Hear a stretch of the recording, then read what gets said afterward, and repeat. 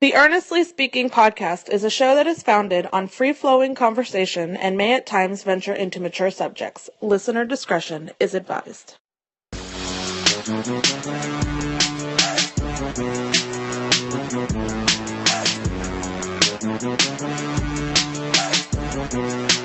Earnestly Speaking podcast coming to you here on October 12th, 2020, Monday.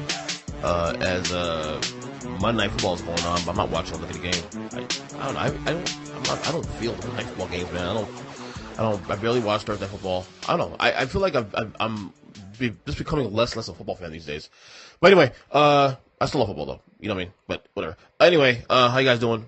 Of course, this podcast you can subscribe to on Apple Podcasts, Stitcher Radio, Google Podcasts, Spotify, and we are now on Amazon Music as well too. So people, how are you today? NBA Finals is over, and I'll give the Lakers some flowers in a second. I will. I promise. But it's my damn show. I'm a Heat fan. I'm not heartbroken because I'm not surprised. If this is a podcast, you know that I put the Lakers in 6 games. And what happened? The Lakers won 6 games. But to be perfectly honest, and we can all agree on this, whether or not you are rooting for the Lakers or the Heat or just different, that when you consider the circumstances, when you consider just the way the first 2 games started, and granted, Game 6 was pretty much the same, if not worse, in the first 2 games. But the fact we got Games 3 through 5 being competitive, and the series actually being, let me say, balanced to a point where the Heat were literally a jump shot away from realistically tying this series at 2 apiece, without Goran Dragic for most of the series, who played Game 6 tonight, or last night rather. He didn't play well. Well, they got a +2 in the plus minus, which is weird. But I was just hurt. He got hurt in Game 1. Bam Adebayo missed 2 of the games. And the Heat actually was able to eke out 2 wins out of the series against LeBron James and Anthony Davis, who, in my opinion, are the 2 best players in basketball right now. Now, obviously, we'll revisit this conversation next year when Kevin Durant returns from injury, and we'll see how he looks like.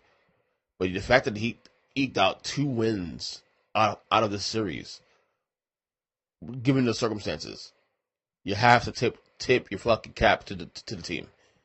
Unbelievable. I knew after Game 5 though they were toast. I just knew the Lakers with a sense of urgency, and it's LeBron James. Say what you want about LeBron James. But he is the greatest frontrunner ever. Like, if he has a lead, he's gonna keep it.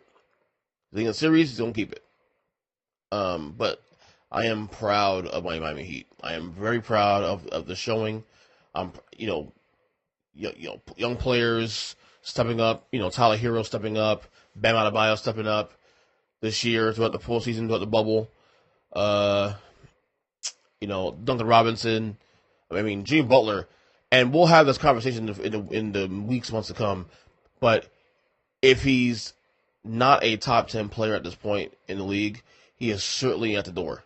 And that's not even a knock on him, because we are right now in the NBA at the deepest point of stars we've probably ever seen. Like, being a top 15 player in the league today, in 2020, in a league where LeBron James still exists as the best player in basketball, in a league where you have Anthony Davis, you have James Harden, you have Steph Curry, still great. Being a top 15 player today with the loaded of top tier talent in this league right now, honestly, should not be a negative. It should be a positive, actually, because there's a lot of great talent still, veterans and young guys alike. So if I say Jimmy Butler is number 11, it's not an insult to Jimmy Butler. Now, certainly, I think he may have a case of top 10. One day I'll do a podcast on that and run through the list of players who are in that category. But anyway, that being said, all that being said, I am so freaking proud of this team. Like I said, I've been a fan 31 years. I've seen all the firsts. I've seen all the winnings. I see the first winning season, first playoff berth, first playoff victory, first playoff series victory, first division title, you name it. You go through all of it. I became a fan of the Miami Heat the second year of existence. They've won 3 titles. They've been to the finals 6 times. This team was my favorite of all. It really was.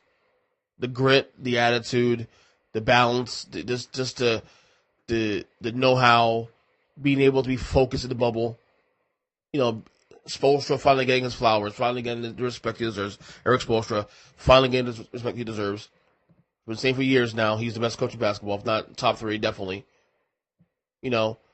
Folks, are you listening? Are you watching? And by the way, the Heat, again, made themselves in a span of 1 year a destination site. Remember, dude, this team was not in.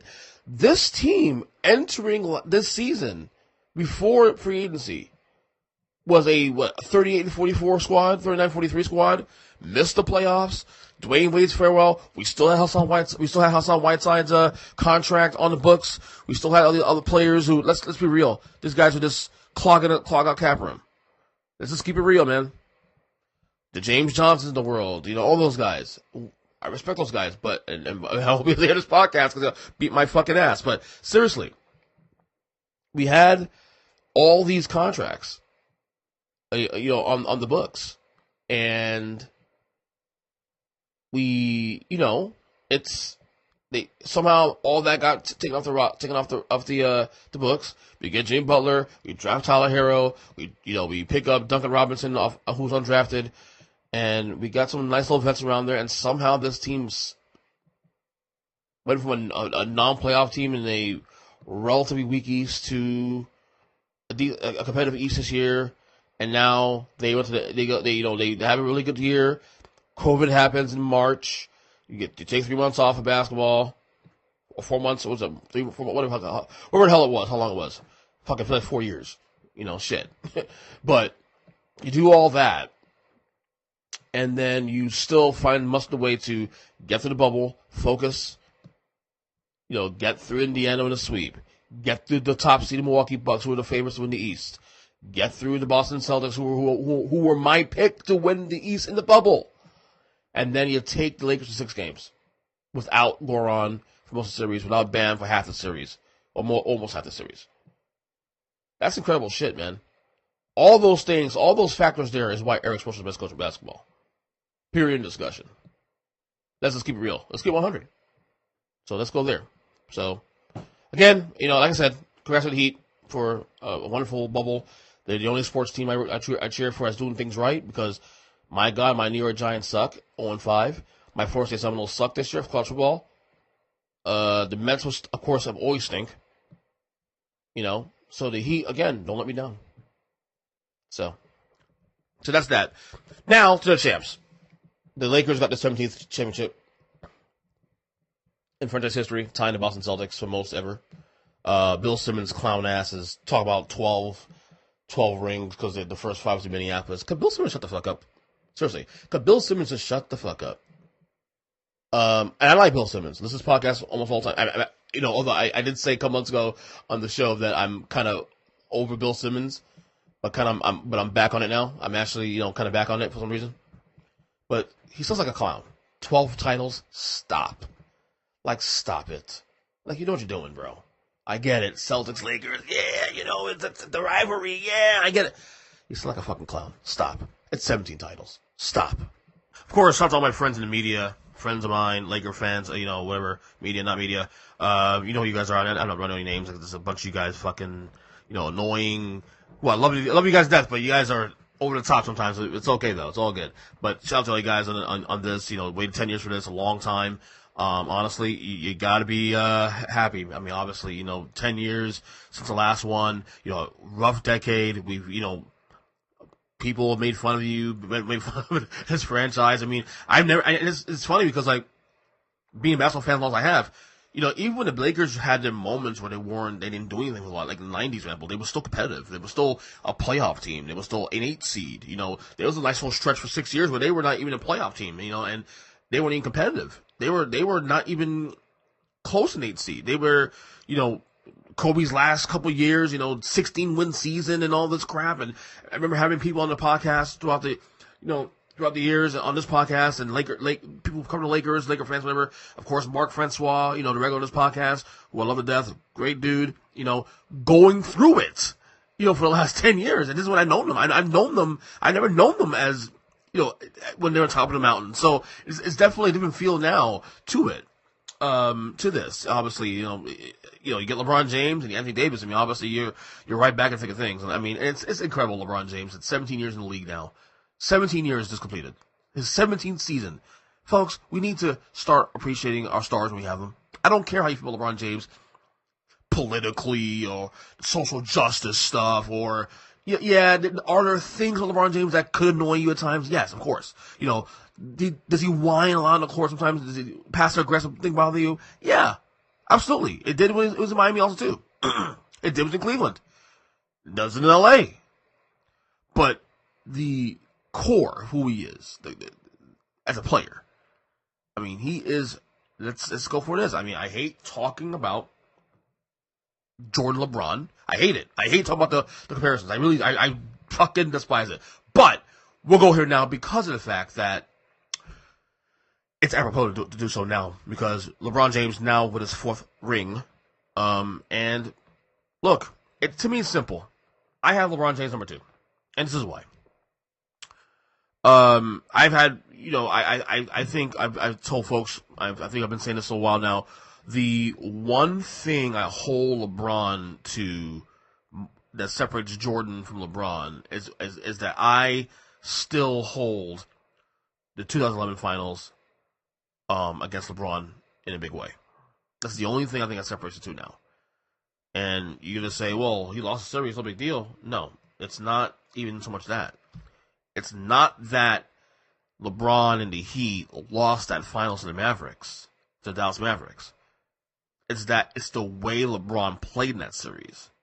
It's the way that he literally discombobulated in that series, like in a way where it was astonishing that a guy of his caliber could all of a sudden just look and feel lost.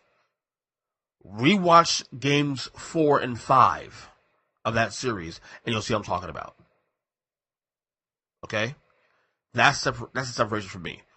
Michael Jordan, for even his losses, you can never say Michael Jordan never showed up, never not showed up rather, or discombobulated. Michael Jordan emptied the barrel every time he played. Every time. Michael Jordan losing to the Detroit Pistons was still averaging damn near 40 points a game. Rewatch it. It's on YouTube, man. I watch these things in real time. And I'm not even a Michael Jordan disciple. I hated the guy who grew up as a kid. He killed my teams. But this is the reality. But that being said, there is nothing wrong with number 2. I think most people agree with me that LeBron is 2, Jordan's 1. The pushback I start with the LeBron thing is, most of the Jordan thing, is that people saying it's not close. Let's stop that bullshit real quick. It is a lot closer than people give credit for. LeBron James is definitely in the conversation of being the GOAT. Okay? He will get he's getting his flowers now. He'll probably get his flowers hopefully down the road. We'll see what happens in the next couple of years. Because obviously he's still the best player in basketball at in year 17. We're not going to year 18 whenever the season starts, which probably won't be before Christmas, obviously. And what now? He's still, from the looks of it, he can go another 5-6 years easily, or easily another 2-3 years physically. The guy takes care of himself.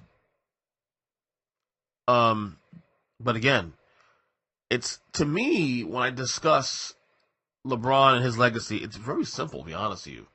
It's very, I think people complicate the conversation. I think people really complicate it for themselves. To me, the only thing that separates Jordan and LeBron is 2011. Now, if LeBron runs up another ring or two, I think we can have that. I think we can really say that, okay, we have to have this serious discussion about this, and he may have surprised Jordan.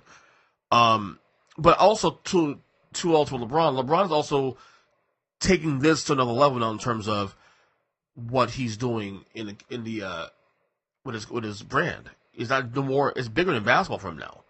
He's also now entered the political sphere. Well, not say political, but the social justice sphere. The Muhammad Ali sphere, if you will. Good or bad. Now, a lot of people don't like it. Obviously, he's alienated a large part of his base because there are a lot of people. Let's face it, LeBron James is a big entity. There are people who don't agree with LeBron James' politics. That's just the reality. So it's a ballsy move for him, where Michael Jordan in his heyday didn't really. Remember, Republican Party secrets too. I get that. You stay out of that arena. LeBron has embraced that arena, good or bad. I've had criticism of LeBron in recently, the China thing he did, but I also believe that LeBron James is a well-intentioned guy at the end of the day. So, he's number 2 for me, man. He's number 2. They passed Jordan scoring. I don't know. We overcomplicate, and we need to take the emotion of it too. Also, I think when we discussed the Jordan LeBron thing, and again, I hate discussing it because it's rationalizing, an emotional attachment to Michael Jordan from the 80s and 90s and all that, and I get it. I totally get it. But let's take away the emotion of it. Let's have a discussion about truly who's impactful. I think Colin Cowherd made the best point in his radio show that I heard. It's a clip I saw on his Instagram, on the Herd Instagram, that he said he doesn't know if Michael Jordan's who's the greatest of all time between Jordan and LeBron. But what is clear is that LeBron James is the greatest foundational piece in American sports. That's simple. Magic Johnson today was on ESPN too as well. Magic Johnson might go for the record. My favorite player, my favorite athlete of all time. And he had, I think Magic Johnson today explained his position the best way possible. And basically what he said was on the mark. Here's what I said. LeBron James is well on his way.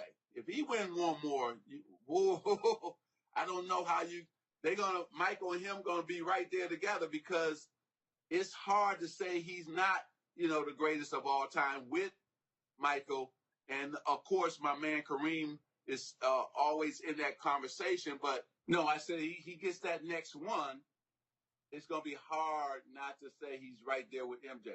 I said the next one, which will be 5, because it's hard to say 6 and 4. It's hard to say he's overtaken Michael at 4 championships.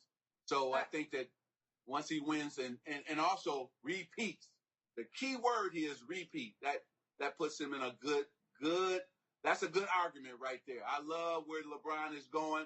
He's with the right organization. And I think that Rob Pelinka, we talked about it last night. You add a piece to what they already have, and they're going to be right there. I love what Ben said about the repeats. Now, LeBron, to his credit, has a repeat. The 2 years in Miami, the 2000 Miami. The thing that makes Jordan special, I think what stands for Michael Jordan and people why they defend him still staunchly, is that Michael Jordan did the thing that was never been done in the NBA up to that point, other than the Celtics of the 60s. But again, it's hard to count that because of the 10-team league and all that. Is that up until Jordan did it in the early 90s, no one three-peated in the NBA other than the Celtics. And again, that's way back when, this and that, 10 teams. And he did it twice. He three-peated twice. Three-peated, retired, came back, and then three-peated again. So I think that's the reasons why people still hold Jordan dear. Me, to some extent too. But, it's, I hate talking about the Michael Jordan LeBron argument because these arguments are so silly at this point now. It's all based on the bias. I don't subscribe to the idea of, he won't be the GOAT no matter what happens. No, that's stupid. Because with information, we do it. We need to allow the opportunity to adjust and to take in new information. If something happens, if LeBron becomes all-time scoring leader and all these other things he accomplishes on the way now to, as he gets close to retirement, we need to consider those things too. I don't know. I don't subscribe to the whole. I don't subscribe to that whole thing. But is that no matter what happens, because I think we hold the 6 losses against him a little bit too much, a little bit much, if you will. And I think that if he wins 6 rings, for example, part of the journey, part of the work, and part of the portfolio you put together is not just winning to the finals. It's getting there too. It's work to get there. So the fact he's got there so many times is amazing.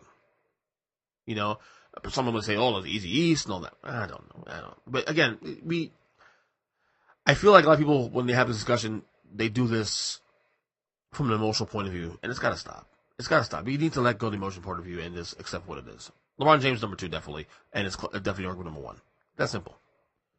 All right, let's talk about some takeaways in the NFL this past week. Week 5 in the books. Well, pretty much it actually is a book now. As I'm recording this now on a Monday night, Saints and Chargers are actually okay.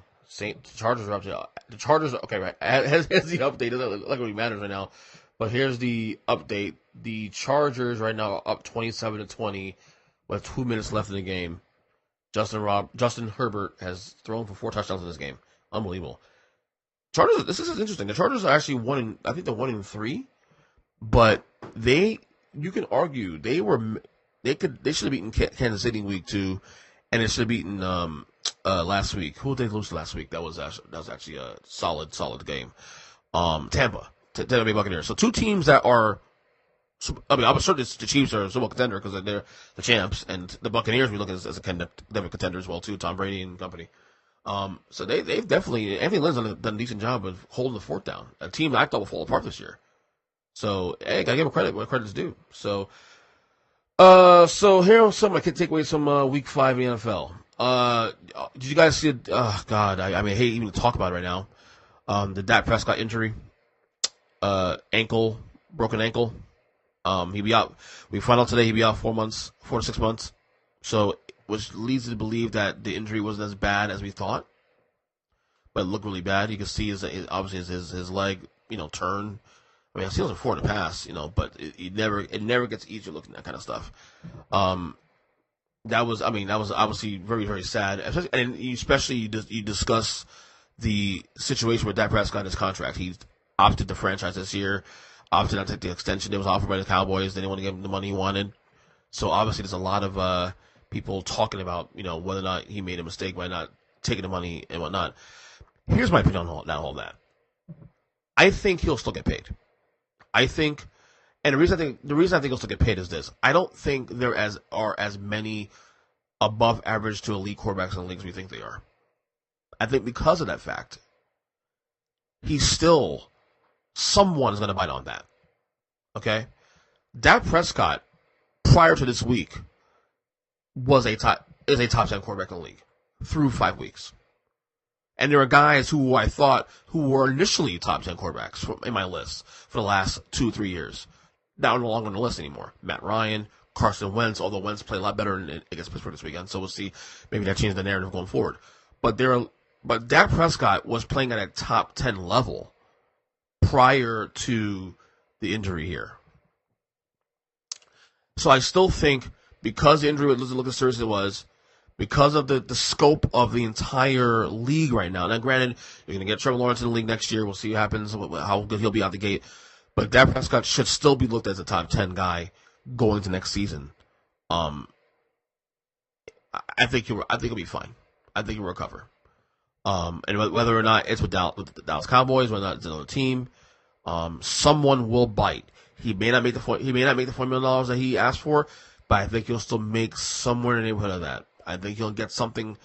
He'll get paid. Let's just be real. He will get paid. And again, these things are the reason why players,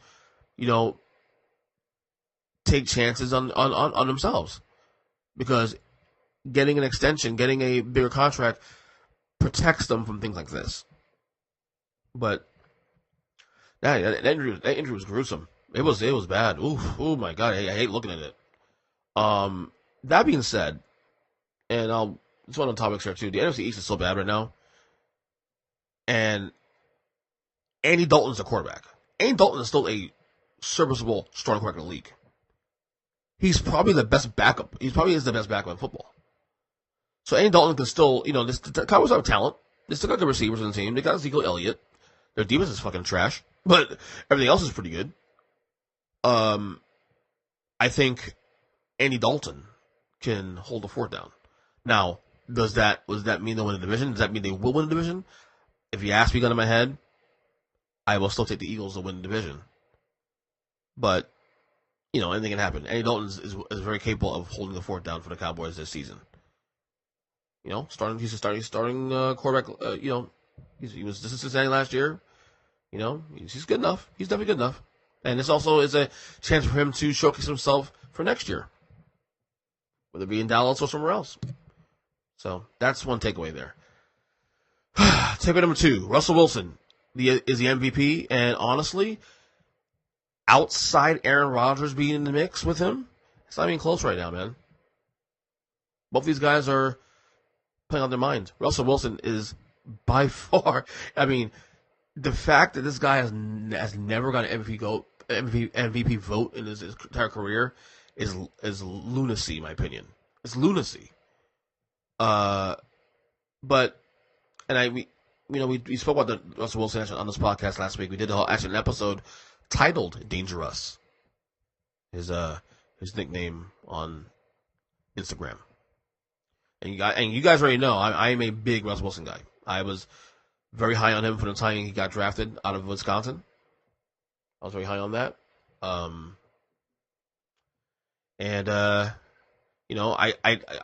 didn't see this guy. He has the best deep ball in football. He's accurate. He's smart with his feet and his arm.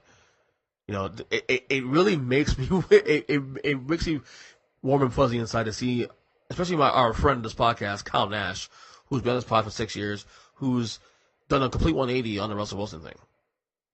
And he says he's proven it, and he's time and time again said even Kyle said himself too that Russell Wilson should have won the MVP in 2017 and last year, and he probably won it this year, most likely. He's never getting some votes this year. The way this is going, he's probably gonna win it all too. Not the Super Bowl, but although I haven't won the Super Bowl, but winning the MVP. He's been really, really, really good. So, shout out to Russell Wilson. And again, that whole top 10 all-time debate thing. The way he's going now, man, that might be something we're going to be really seriously discussing a lot sooner than we realize. All right, takeaway number 3. Are the Browns this good? They are 4-1. Now, I had them making the playoffs when the year started.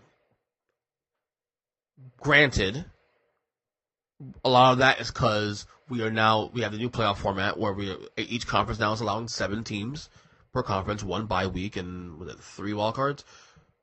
So I had the Browns, I had the Browns in the over, and was it 9 wins this year? I had them over, or 8.5 wins, I had them over 9, whatever it was, making playoffs. I think they found the right formula, though. Having the run game being the thing, guiding things, not putting the ball in Baker Mayfield's hand all the time. Defense is solid. They're talented. You got two, probably arguably on paper the best receiving tandem in football in Odell Beckham Jr. and Jarvis Landry. Last year was a shit show, but they also had the wrong guy in charge. Freddie Kitchens was fucking terrible. It was terrible. So of course I was going to work out. Let's say the Browns for real. Are they a playoff contender? Absolutely. Are they a Super Bowl contender? Let's hold the fort down there. I know. Got a couple people follow this podcast who are Browns fans. People saying put them on the top 10, and I'll tell you what, they'll probably be there this week though. I said last week they win another game, they'll probably be in the top 10. My power rankings, which will be released on Tuesdays. Every Tuesday on my social media pages. What else? Another takeaway here. Big win for the Raiders on Sunday over the Chiefs, the Super Bowl Chiefs. But I gotta be honest with you, and I think I mentioned this once before, the Chiefs are the sleepwalking. Their goal, really honestly, is to and look, this could be dangerous because the whole turn it on, turn it off thing, in different sports, it applies differently in certain sports. Certainly easier in basketball to do that because of the aesthetic of the game, but football might be a little harder. I feel like the Chiefs are just on cruise control. Only first loss in the season, but they've had moments this year where they've just kind of like meh, blah. That game last week against the Patriots was a lot closer than the score indicated. And remember, that's without Cam Newton as quarterback for the Patriots. They almost lost to the Chargers, as I mentioned earlier, a couple weeks ago. And they lose to the Raiders. And it is after holding two double-digit leads in this game. I think they're just stealing it right now. I think right now that they just want to get to the playoffs healthy. They want to get, they want to be able to make sure to have their guys ready to go in the playoffs. That could be dangerous though going forward. But I think they're just sleepwalking right now. Big win for the Raiders though, and I think John Gruden is starting to really prove me wrong. When I wrote that piece on my blog that he was overrated, people were saying the same thing too. That contract he signed, 10 years, $100 million. Right now, don't look so bad anymore. He's starting to stabilize that organization right now. They look stable. That's good news going forward for the Raiders. Just saying. All right, what else I have here I want to talk about here? What other takeaways here from the games? I actually have a couple things I wrote down, but Dan Quinn fired by the Falcons finally. Dan Quinn and GM Thomas Dimitroff fired by the Falcons.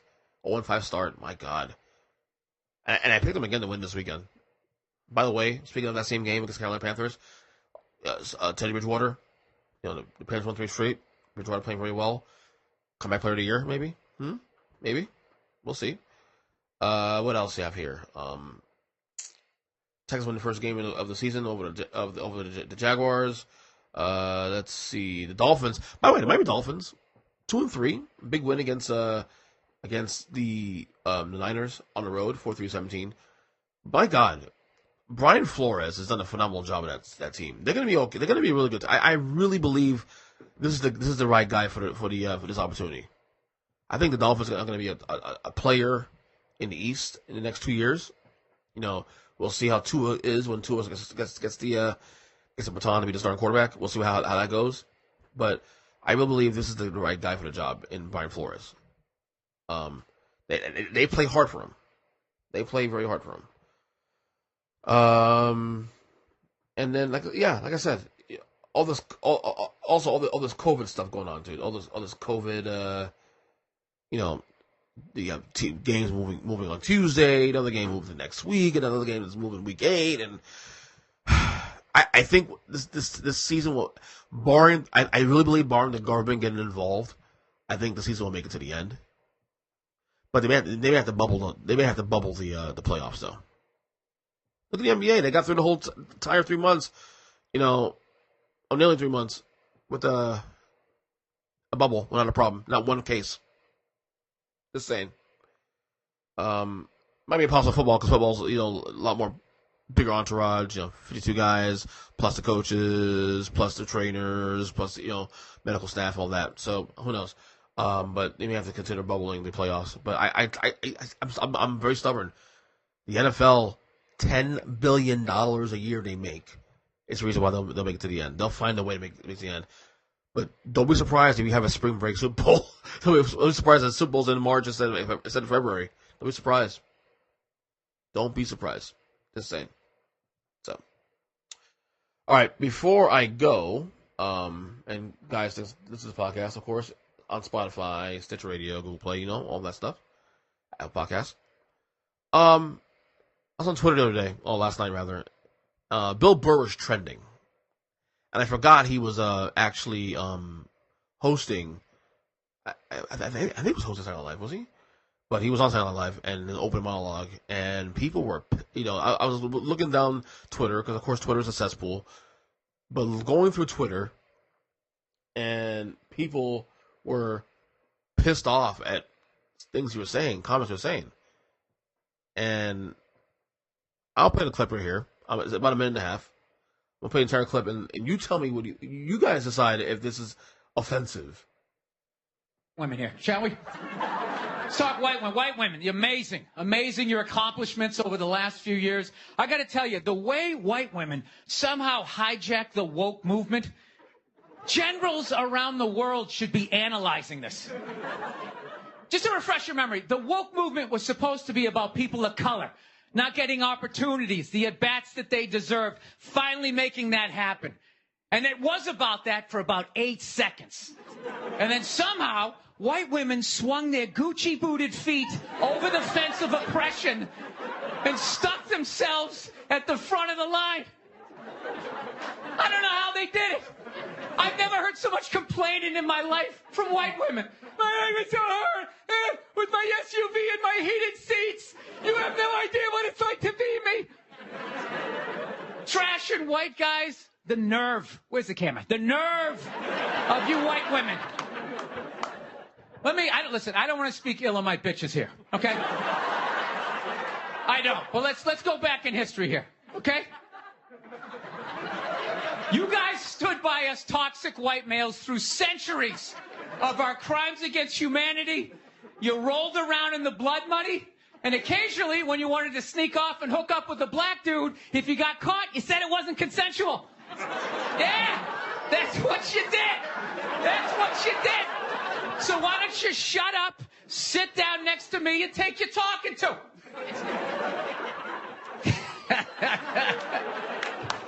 So funny, dude. I love Bill Burr. For the record, this is podcast all the time. The Monday Morning Podcast. People are offended by that whole bit. And I'm like, really? Are we still doing this shit? Like, yeah, like these woke liberals and whatever, feminists, and I don't think it's those people, obviously, you know, and their right to their opinion, obviously. But come on, dude. Like, could we not joke around anymore? Like, could we not take comedy for what it is? I don't know, man. Like, I understand to some degree that there are certain offensive things and whatever, and I get that. But God, I mean, this is tame in comparison. This is tame. I feel like people just want to complain without complaining, and it's so annoying. It's really annoying. So I didn't find anything wrong with what he said there. You know, white folks probably pissed about it. You know, whatever. Like, stop. It ain't always about you. You know what I mean? So I don't know, man. I loved the bit. I thought he did a phenomenal job on that monologue. Bill Burr is, you know, gives no fucks. You know, cancel culture, screw that. You know, in fact, I'll say it again. Fuck cancel culture. Again, I'll say it till I'm fucking dead. That simple. So, shout out to Bill Burr, of course, for a great time. You know, look, he ain't for everybody, man. Bill Burr ain't for everybody, but I'm okay with it. I love Bill Burr. He keeps it real. So, that'll do it for this podcast. On October 12th, 2020. Again, you can find this podcast on every podcast catcher you can find. Until the next one. Love you guys, and stay safe. Again, congrats to the Los Angeles Lakers on the 17th championship. Not their fucking 12th. Bill Simmons, cut the bullshit. Love you guys. Take care and see